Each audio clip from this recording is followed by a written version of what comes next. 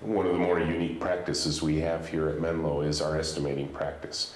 The first thing is, as with everything here, it occurs in pairs. So each pair, for instance, if it's programmers estimating, the programmers are estimating in the pair that's going to work together the following week. So estimating here is a very personal activity.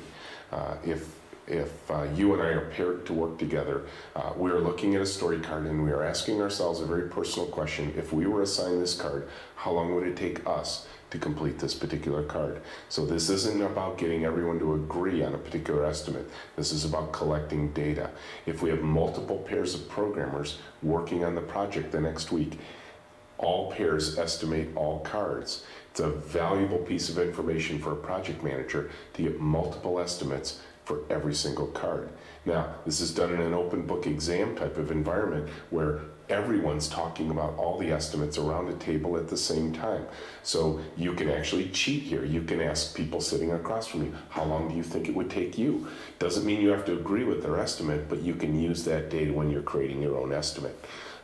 Then if the card is assigned to work on for your pair that week, you get your estimate back. You're never forced to somebody else's estimate. That creates a great amount of trust in a system. And then there's this accountability trust that occurs where I deliver a message to my team first off to say, guys, here's the deal.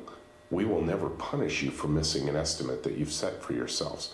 I do need one thing in return. I want you to treat it as if you made me a promise. Not a promise you're going to keep every time, but one you're going to honor every time. And by that I mean, if you get into that card and you realize you're not going to make it, just tell us.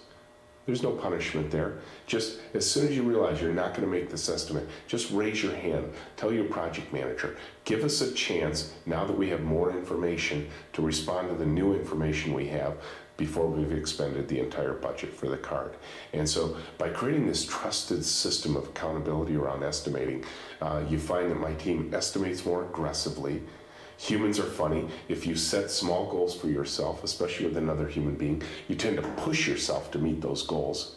And so my customers actually get more work done in less amount of time with a trusted system of estimating rather than the typical command and control where I hand you an estimate and I make you feel bad if you don't meet an estimate you had no hand in yourself. And suddenly information in that untrusted kind of system goes underground, starts expressing itself in quality problems, starts creating mistrust among everyone on the team, and morale goes down the tube, and suddenly a project's out of control. And we do this in our industry way too often.